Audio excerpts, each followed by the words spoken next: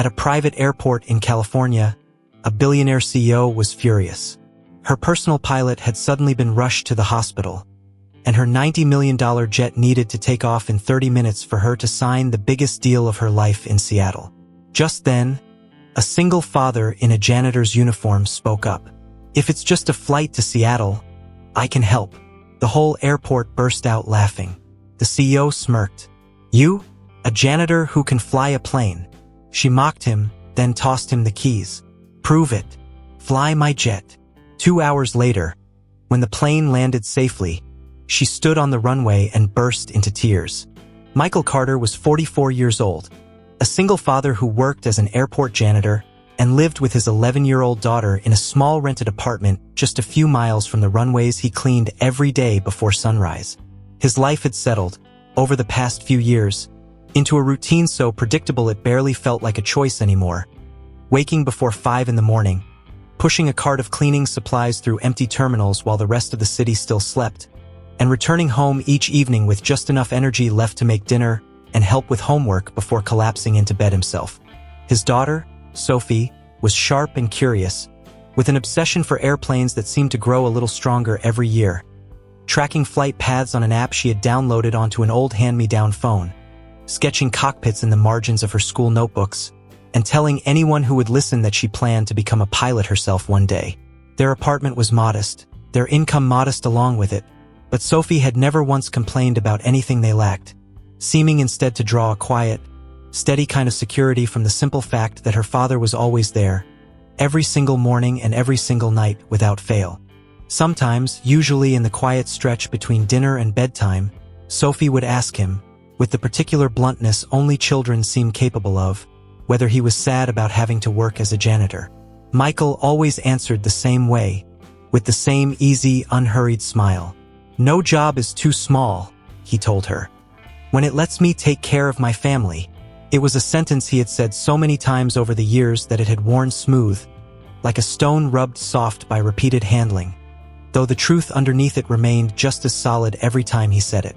What Sophie did not know, what almost no one who watched Michael push a mop bucket through the terminal every morning could have possibly guessed, was that tucked away inside an old cardboard box at the back of his closet sat military medals from the Air Force, faded photographs of a much younger Michael standing proudly inside the cockpit of a jet, and a certificate recognizing him as an outstanding pilot from a chapter of his life he rarely allowed himself to revisit.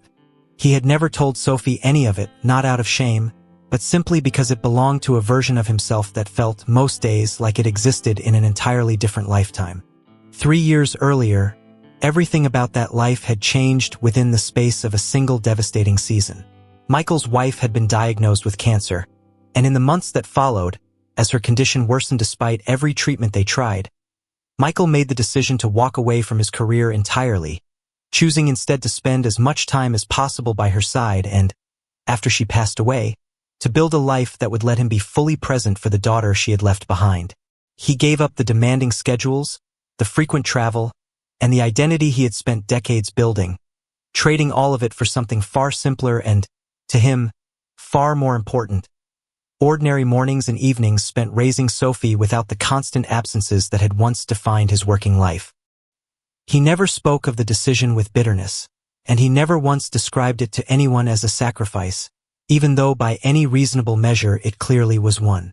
He simply accepted the quieter, humbler life that followed without complaint or regret, choosing every single day, in the small, unremarkable ways that never make headlines, to be the kind of father his daughter deserved, even if it meant folding away an entire past that most people would have proudly displayed rather than hidden inside a cardboard box in the back of a closet.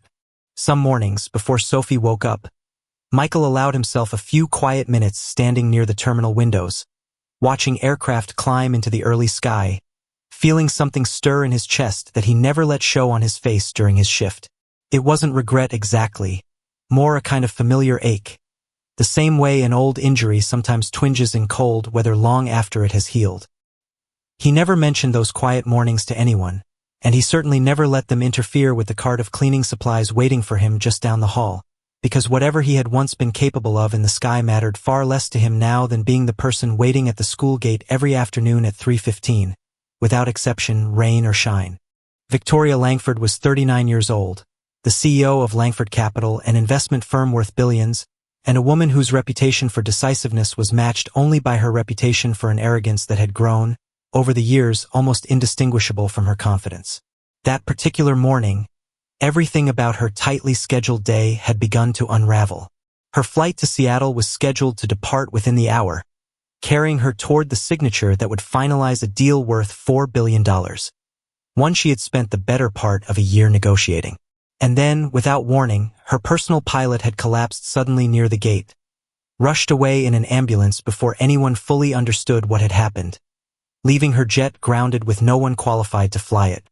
Every backup pilot her assistant contacted was either unavailable or too far away to reach the airport in time, and Victoria's panic, usually so carefully hidden behind a composed, businesslike exterior, began slipping through in sharp, clipped questions directed at anyone nearby who might have a solution. Michael happened to be mopping the floor a short distance away, close enough to overhear the entire unraveling conversation, and after a moment of quiet consideration, he set his mop against the wall and walked over. "If it's just this flight," he said calmly, "I can help." The reaction was immediate. Several people standing nearby burst out laughing, and one of Victoria's executives, barely containing his disbelief, turned to the group and asked loudly whether the janitor seriously intended to fly a billion-dollar aircraft. Victoria laughed along with them, the sound sharp and dismissive. "Do you even have a pilot's license?" she asked, her tone making it clear she expected only one possible answer. Michael remained perfectly calm. "Yes," he said simply. No one believed him. Victoria, still riding the momentum of her own mockery, picked up the spare set of jet keys from the counter and tossed them directly at Michael, who caught them without flinching. "Prove it," she said, her voice carrying across the gate area loudly enough for everyone nearby to hear. "Fly my jet." The laughter around them continued, several onlookers exchanging amused, disbelieving glances, certain they were about to witness either a joke taken too far or a humiliating retreat from a man clearly in over his head. Michael said nothing further. He simply closed his hand around the keys and turned toward the aircraft, his expression unreadable, his pace unhurried, moving with none of the nervous hesitation anyone in that terminal might have expected from someone about to attempt something so obviously beyond his supposed qualifications. Victoria watched him go, arms crossed, still fully expecting the entire situation to resolve itself within minutes once he realized how far out of his depth he actually was. What none of them yet understood, standing there exchanging knowing glances and quiet laughter near the gate, was that the man walking toward the jet in a wrinkled janitor's uniform carried within him an entire chapter of skill and experience that none of their assumptions about his uniform had prepared them to imagine. To them, he was simply the man who emptied trash bins and buffed floors before sunrise, a background figure so unremarkable that most passengers walked past him every single day without registering his face at all. But something in the way he handled the keys, the quiet, practiced ease of his grip, should have told anyone paying close enough attention that this was not a man about to embarrass himself in front of a laughing crowd. Victoria's assistant leaned toward her, whispering something about calling emergency services just in case, half convinced they were about to witness a disaster rather than a rescue. But Victoria waved the suggestion away impatiently, still too consumed by frustration over her collapsed timeline to seriously reconsider what she had just set into motion. She had thrown the keys as a joke, a way of embarrassing a man who had dared to interrupt her crisis with an offer she found laughably implausible, never once pausing to consider that her careless challenge might actually be answered. A few of the executives traveling with her that morning began quietly discussing alternative options, wondering aloud whether it might be smarter to simply cancel the trip entirely and reschedule the signing for later in the week. But Victoria dismissed the idea almost as soon as it was raised, unwilling to risk the deal slipping through her fingers over a delay of even a single day. Deals like this one rarely stayed patient for long, and she knew from years of experience that hesitation at the wrong moment could unravel months of careful negotiation in an instant. If there was even a small chance the janitor wasn't simply bluffing, she reasoned, watching him disappear up the boarding stairs, then letting him try was still a better gamble than losing the contract altogether. Inside the terminal, word of the unusual scene had begun spreading quickly among the ground staff, several of whom gathered near the windows to watch, half expecting to see the janitor emerge sheepishly within minutes, admitting he had made a foolish mistake. Others, who had occasionally exchanged brief, friendly conversations with Michael during early morning shifts, found themselves oddly unsurprised by his calm confidence, though none of them could have guessed the actual scale of what he had once been capable of doing behind the controls of an aircraft. Whatever quiet reputation he had built among the cleaning staff as a steady, dependable presence was about to be dramatically upgraded in the minds of everyone watching that morning. Michael boarded the jet and moved directly to the cockpit, running through the pre-flight checks with a fluid, practiced precision that immediately caught the attention of the co-pilot, a much younger man who had been hastily reassigned to the flight and was still trying to make sense of exactly who this stranger in a janitor's uniform actually was. The co-pilot watched him for a moment, then asked cautiously whether he had flown this particular aircraft model before. "Quite a bit," Michael answered simply, his hands already moving efficiently across the instrument panel. It took only a few more exchanges, a handful of technical questions Michael answered without hesitation or error, before the co-pilot understood, with growing certainty, that the man beside him was not exaggerating or bluffing in any way. What followed was a revelation that would have stunned everyone still standing near the gate, had they been able to hear it. Michael, it turned out, had once served as a senior test pilot for the United States Air Force, logging more than 5,000 flight hours across a wide range of demanding aircraft, and later spending years training military pilots in some of the most technically challenging flying conditions imaginable. After leaving the service, he had transitioned into flying for a private aviation company, building a career that most pilots would consider the pinnacle of the profession.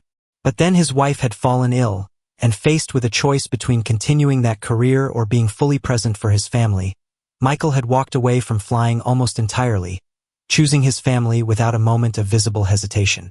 There is a particular kind of quiet courage in that choice that rarely gets recognized the way more visible achievements do, the willingness to set aside an entire identity built over decades, an identity most people spend their whole lives trying to construct, simply to hold on to the people who matter most. Some people give up the sky to keep the ones they love close to the ground, and very few of them ever expect applause for doing it. The jet climbed steadily into the morning sky, Victoria sitting rigidly in the main cabin, still only half believing what was happening, her earlier certainty replaced now by a nervous, unfamiliar uncertainty she wasn't used to feeling in any situation, business or otherwise. Partway through the flight, unable to hold back her curiosity any longer, she made her way toward the cockpit and asked the question that had clearly been building in her mind since takeoff. "Why does someone like you end up working as a janitor?" she asked, her voice quieter now than it had been on the ground. Michael glanced out the window for a moment before answering. "Because this job lets me take my daughter to school every morning," he said simply. Victoria said nothing at first, absorbing the answer in silence. Michael continued, his voice calm and steady despite the weight of what he was about to say. "When my wife died," he told her, "I realized something. No one on their deathbed ever wishes they had worked more." The sentence landed heavily, settling over Victoria in a way she hadn't anticipated, and for a long moment she simply stared out the small window beside her, saying nothing at all, her mind drifting unexpectedly toward memories she usually kept carefully filed away and out of reach. She thought about the 3 birthdays she had missed for her mother over the past several years, always citing some urgent deal or unavoidable meeting as the reason. She thought about skipping her younger sister's wedding entirely, sending an expensive gift instead of showing up in person, telling herself at the time that the gesture would be enough to make up for her absence. She thought about how few real friends she could actually name if asked, how most of the people in her life existed within the narrow, transactional boundaries of business rather than genuine connection.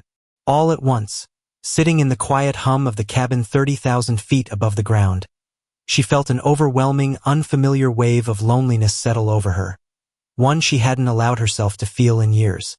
Midway through the flight, the aircraft hit a sudden, violent patch of turbulence, shaking the cabin hard enough to send a few loose items tumbling from the overhead bins, and several passengers gasped audibly, gripping their armrests in alarm.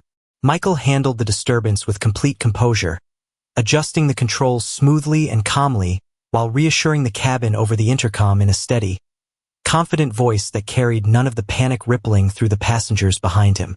Within moments, the aircraft leveled out again, the turbulence passing as quickly as it had arrived, and the cabin slowly settled back into an uneasy quiet.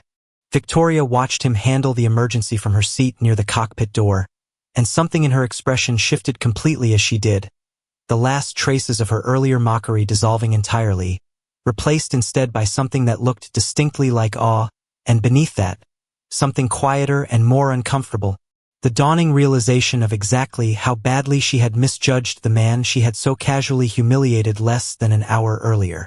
She returned to her seat once the aircraft had fully stabilized, replaying the entire morning in her mind, the laughter, the mockery, the careless toss of the keys meant to embarrass rather than genuinely test him.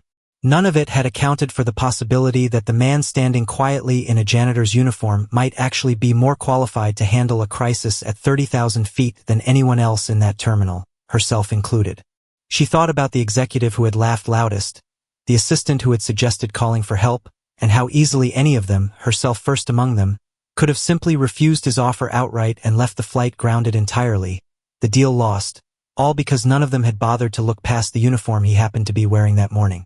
The remainder of the flight passed in a strange, contemplative quiet, Victoria staring out the window at the clouds drifting past below, no longer thinking about the $4 billion contract waiting for her signature in Seattle, but instead turning over, again and again, the quiet certainty in Michael's voice when he had told her that no one on their deathbed wishes they had worked more. It was such a simple sentence, one she had likely heard some version of before in a motivational book or a passing conversation, yet somehow spoken plainly by a man who had actually lived that choice rather than simply repeating it as a platitude. It carried a weight she had never felt from it before. By the time the pilot's voice, Michael's voice, came calmly over the intercom announcing their initial descent into Seattle, Victoria had stopped thinking about the deal entirely, her mind instead circling back repeatedly to her mother's voice on the phone weeks earlier, tired and a little distant, and to the guilt she had quietly buried every time she rescheduled a visit for a meeting that, in hindsight, rarely felt as urgent as it had seemed at the time. The jet touched down smoothly on the Seattle runway, and as it taxied toward the gate, Victoria found herself sitting in a silence that felt entirely different from the tense, businesslike silence of earlier that morning. When the aircraft finally came to a stop and the door opened, she stepped out onto the tarmac and stood there for a long moment, looking at Michael as he descended the stairs behind her, still dressed in the same janitor's uniform he had been wearing before any of this began. Without warning, she burst into tears, standing right there on the open runway in front of the ground crew and several confused onlookers. It wasn't simply relief at having landed safely, though that was certainly part of it. The man she had mocked so openly just a few hours earlier, tossing him the keys as a public humiliation rather than a genuine request for help, had turned out to be exactly the person capable of bringing everyone on that aircraft safely home. But what moved her even more deeply than his skill in the cockpit was the sentence he had spoken partway through the flight, quiet and unremarkable in the moment but impossible to shake since. "I wanted time with my daughter," he had told her, and the words had lodged themselves somewhere she hadn't expected, because she realized, standing there on the tarmac, that she had never once made a similar choice in her own life. Not once. Not for anyone she claimed to love. Still standing on the runway, tears streaming freely down her face now, Victoria pulled out her phone and called her mother. Something she hadn't done in months, always assuming there would be more time later, always prioritizing whatever deal or meeting felt most urgent in the moment. Her mother answered after only 2 rings, her voice cracking with an emotion Victoria hadn't expected to hear. "I thought you'd forgotten about me," her mother said quietly, and Victoria, standing in the wind on an unfamiliar runway hundreds of miles from home, began crying even harder, apologizing repeatedly for months of missed calls and postponed visits she had always told herself she would eventually make up for. There is a particular kind of grief that comes not from losing someone outright, but from slowly realizing how much distance we allow to grow between ourselves and the people we love most, one missed call, one canceled visit, one postponed conversation at a time, until one day we look up and discover that the people who raised us, who waited patiently for us to make time, have grown noticeably older in the gaps we left behind. So many people spend years chasing success only to look back one day and realize the very people they were supposedly working so hard for had aged considerably while they were looking the other way, buried in spreadsheets and quarterly targets that, in the end, rarely feel as meaningful as they once seemed. Michael stood a respectful distance away throughout the entire phone call, saying nothing, offering Victoria the privacy of her own unraveling without intruding on it. The same quiet, steady presence he had carried throughout the flight itself. When she finally hung up, wiping her eyes and turning back toward him, she found herself unable to say much of anything at all.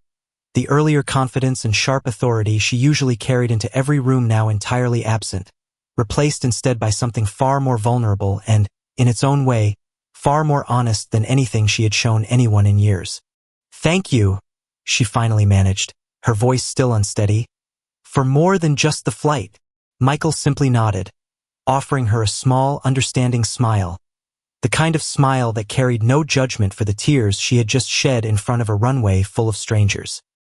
He understood, better than most people could, exactly how easily a life built entirely around ambition could quietly hollow itself out from the inside, and he recognized, watching her stand there with red-rimmed eyes and trembling hands, the same quiet reckoning he himself had once faced years earlier in a hospital hallway, staring down the same uncomfortable question about what actually mattered once everything else was stripped away. 3 months later, Victoria returned to the same small California airport, this time carrying nothing resembling a business agenda. She found Michael near the same terminal where they had first met, still dressed in his familiar uniform, still pushing the same cart of cleaning supplies through the quiet morning corridors. In her hands, she carried a small model airplane and a folder of scholarship materials designed specifically for children with a passion for aviation.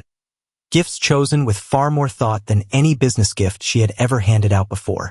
She met Sophie that same afternoon, the two of them introduced by Michael in the terminal lobby, while sunlight streamed through the tall windows overhead. Sophie studied Victoria with open curiosity before asking, in the plain, direct way children often ask the questions adults spend too much energy avoiding, whether she was her father's friend.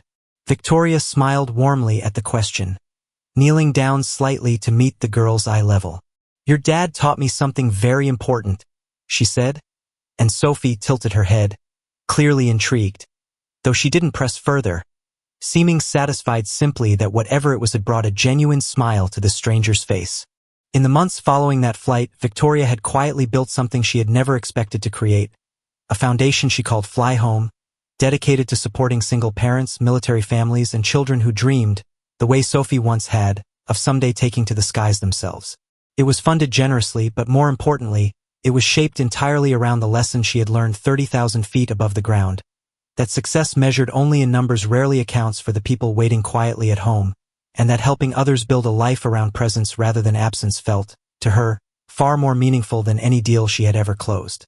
As the sun began setting low over the airport that evening, painting the runway in soft shades of orange and gold, Sophie settled onto a bench beside her father, watching the last few planes taxi toward the gates in the fading light. She looked up at him, her expression thoughtful. "Do you miss the sky?" she asked quietly. Michael considered the question for a moment, watching a distant jet lift smoothly off the runway and climb into the darkening horizon. "I do," he admitted honestly, "but I like sitting here with you more." Sophie leaned into his side, wrapping her arms around him in a quiet, contented hug, and for a long moment neither of them said anything else, simply watching the sky together as it slowly darkened overhead. One more plane crossing silently above them, its lights blinking steadily against the deepening blue. It was, in its own quiet way, exactly the kind of ordinary evening Michael had chosen years earlier over everything he had once been capable of doing among the clouds, and watching his daughter's contented smile beside him, it was easy to understand, without a single word needing to be said, that he had never once regretted the trade. Not far away, Victoria stood by her car, watching the two of them together for a moment longer before finally turning to leave, carrying with her a quiet certainty that would shape the rest of her career far more than any single contract ever had. She thought about how close she had come to never learning any of it, how easily an entire lifetime could pass without ever pausing long enough to notice what actually mattered, if not for a collapsed pilot, a mocking challenge tossed out in frustration, and a janitor willing to prove, without a hint of resentment, that the most extraordinary people are often the ones the world overlooks first. Are you so busy chasing a living that you've forgotten the people waiting for you at home? How long has it been since you called your parents? And if today were your last day, would you regret the money you didn't make? Or the moments you never spent with the people you love? Don't judge a person by the uniform they're wearing. The one holding a mop today may have once touched the sky. But sometimes the bravest thing isn't flying a plane. It's walking away from that glory to come home and become a father. If this story touched your heart, hit subscribe so you never miss the next meaningful, heartfelt story. Leave a comment below. Family is the place worth landing for. Or tell us, would you choose success or one more evening with the people you love? We read every single comment.